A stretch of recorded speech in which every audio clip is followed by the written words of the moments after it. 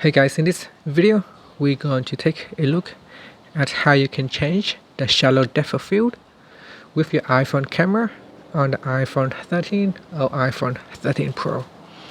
Now before we begin, let's first go back to your home screen by swiping up at the bottom of the screen. On your home screen, tap on camera, and in camera what you want to do is at the bottom here you want to swipe over to portrait. So you need to use portrait in order for you to change the shallow depth of field. Once you are in portrait mode, you can tap on the f-stop button at the top right here. So tap on that, and then at the bottom there is a slider bar appear.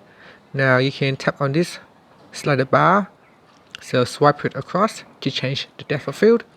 The lowest f-stop that you can go is 1.4 and the highest that you can go is 16. Okay, so if you want to make a blurry background, you want to go down as lowest as possible and then point at the subject and then take a shot using the shoot button. Now at the moment you say move further away, so because we are too close to the subject, we cannot really apply the depth of field, so you need to move your phone away from the subject. The recommended distance is around 2.5 meter or 8 feet. And that's it. Finally, you can swipe up to go back to your home screen.